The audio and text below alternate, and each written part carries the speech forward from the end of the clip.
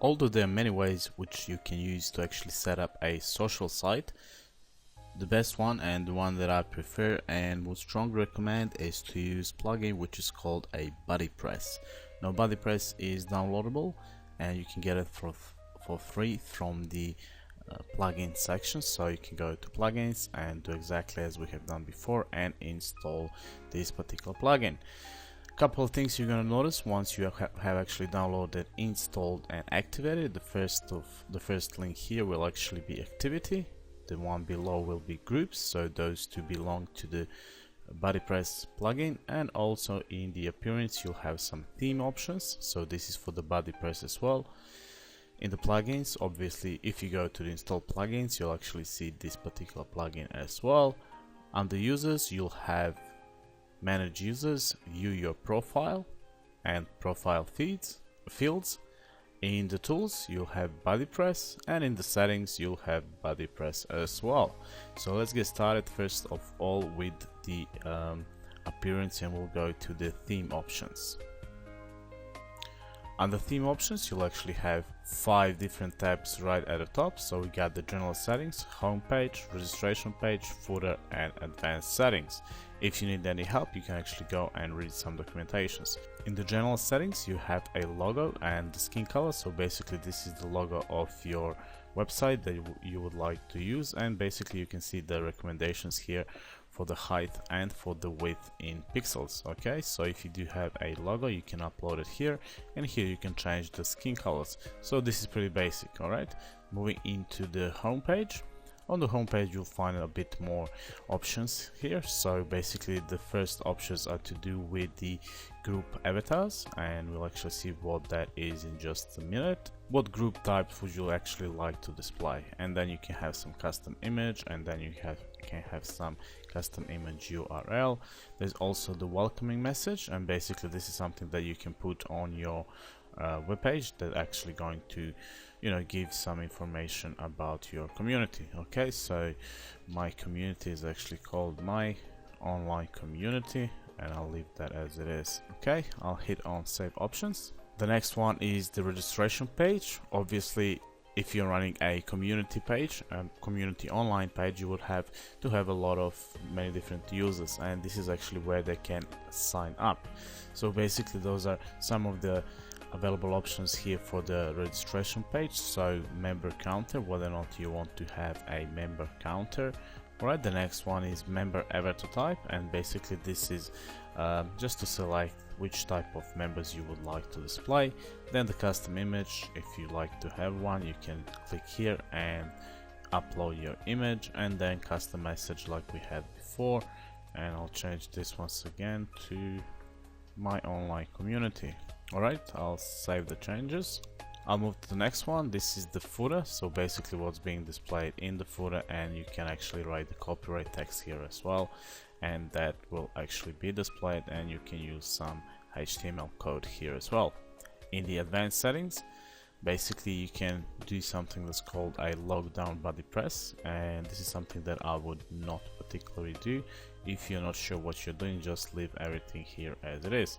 There's always the restore default button, which will actually restore all the defaults to what was actually like a factory default. So basically this will actually restore everything to the basic settings. Okay, so that's pretty much when it comes to the theme options. Let's go down to first of all, what I like to do is under settings you have to go to general, and just make sure that this particular option here is actually enabled. Once again, we are running a online community, and we would like a lot of people to actually register and sign up for the membership. So once again, under settings, go to the general, and there you find the membership, and just make sure that this is enabled. Okay, while we're here, let's go to BuddyPress under settings. That's the last option there, and here this is almost like all of the widgets or all of the pages which you can actually enable here. So there's the extended profile, account settings, friend connections, private messaging, activity streams, notification, user groups, site tracking, and the last two you must have by the default.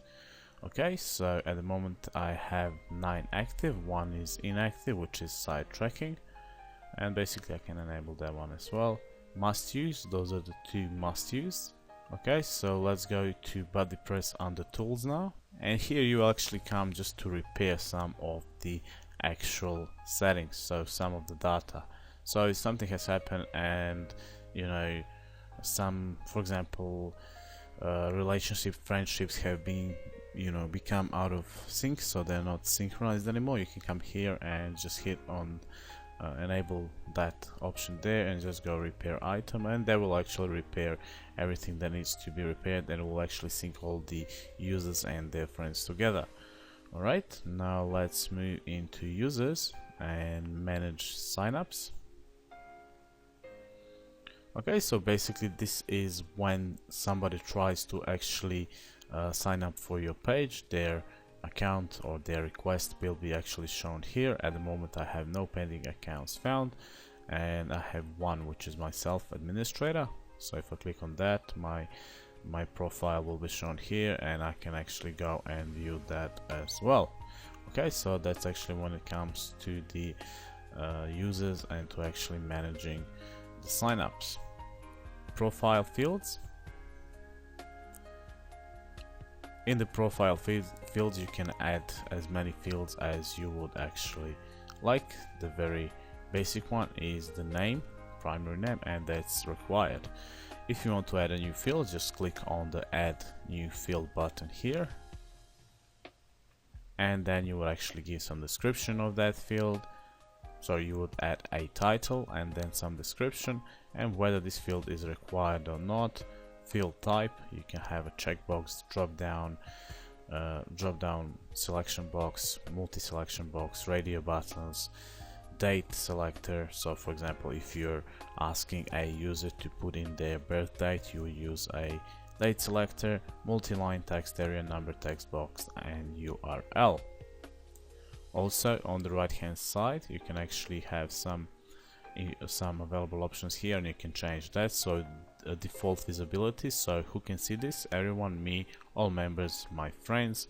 And per member visibility, let members change their fields visibility, so whether or not you would like your users to show publicly their visibility and their information, or actually you can choose the other option and that will actually enforce the default visibility for all members. Okay, so that's under users, and of course there's your profile where you can actually go ahead and change all the options and everything else, your username, your password, your contact info. You can write some bio about yourself, new passwords, and a lot of other things. And standard profile, you'll find a few more options here, and that's it. You can change your profile photo and basically just adjust all of the settings you have there. Okay, let's go to the appearance now, and let's go to themes. Now the theme that I would like to suggest to you is actually called iBuddy. You can download this theme like we have done before, and just once you have downloaded it, just install it and activate it. Alright, so at the moment let's go to my page. This is basically what my page looks like. What I've done in advance is I just created one group, and there's only one member, which is myself. Okay, on the right hand side I have some widgets, and the first widget here I have is the actual login widget. Alright, so I'll just hit on login, and straight ahead I have just logged in. Okay, and first of all, my homepage is this page called site-wide activities, so whatever's happening on the site will actually be displayed here. Okay, so there's one member currently logged in, there's one group here, and I haven't been mentioned in any of the actual groups or the posts or whatever there is. Okay, who is online? There is only me, and down here I have a widget which is going to display the community members. Like I've said, there is only myself here, and I just put a different date here, so actually it appears that I have registered 2 years and 6 months ago. Alright, at the top we can have some menus, so there's messages, notification, profile settings, logout, and activate. Okay, once again those can be changed, and if I go back to my dashboard, and if I go to my menus, I can actually change any of these, and under body press I have all of these options, so friends, groups, messages, notification, profile settings, log out, and basically this option here when people are logged out, so what can they actually see. So if I was to log out, and that's what I'll do, I'll actually go and hit on log out, and so basically I'm just a visitor to this site, and this is all the options that I currently have. So I have the login and register and activate button. Obviously login will log me in, so if I hit on login, this will actually give me this particular login option. If I hit on register, this will actually now take me to a register site, okay, where I have to enter my username, my email, my password, and then I have to enter my name, which is required, and a few other things as well. Alright, going back to my community, I'll hit on login here, and what I'll do now is actually I'm going to go to my groups, and you can see that there is no new activity found. Alright, so what I will do is actually let's go back to my dashboard. I have to log in again because I've just logged out. Log in. Alright, let's go to groups, and as you can see I have a group that's called basketball, so let's add a new group. So basically you can control your groups from this front end, or you can go to the back end and do exactly the same. Alright, so this is how you would go about creating a new group. First of all, there's actually 4 steps here. There's some details in the first step, so I had the basketball, and maybe I will just put, you know, golf here, and then we can give some description here. Alright, this group is to do with golf fans. I'll hit on create group and continue. This will now take me into the second step, which is the settings. Now I can make this a public group, a private group, or a hidden group. I can let all the people actually invite other people to join this group, and I think that's pretty straightforward and what I would like to do. And I'm just going to hit on next step. In the next step I will actually set some of the actual attributes, so for the logo. So what I'll do is I'll actually find a logo, something to do, and or an item or icon to actually do something with golf, and I'm gonna choose that file and open it and upload the image. Here it will actually give you some options to crop down your actual photo. So, you know, if you do not want to use the whole photo, you can crop it down, and it will actually give you this nice little half a circle here, and that's actually how far your image is going to go. So I can just leave it like that. I crop it, and it would say that I have successfully uploaded my photo. I'll go to the next step, where you actually go and invite some of your friends to join the group. However, there is no connections, and I have no friends in this online community, as there's only one user, and that's myself, and therefore I'll just hit on finish. As soon as I've done that, a new group has actually been created, and this new group is actually called golf, and it's a private group. Sorry, it's a public group. So I can enter some new information here, and I can say, for example, okay, so this is a new group for people who like golf. I'll post that. And now what I'll do is, well, since I'm logged in as a admin, I can send invites, and I can manage this group, and I can actually go and you know, use the RSS feeds here as well. Here's the post that I have just posted. Okay, so I can put this as a favorite, I can comment on this one, and I can delete it as well. Alright, let's go back to my online community, and first of all let's go back to my dashboard. And there's one thing I would like to change, and that's to do with my menu. I would actually like to include the groups in my menu, so I'll just hit on add a new menu, and I will save this menu. Alright, going back to my site, when I reload it, I have a new menu here, which is groups, and should I hit on groups, this will take me to a new page where I have the two groups that I have just created. Okay, so basically this is how you would go about setting up the online community.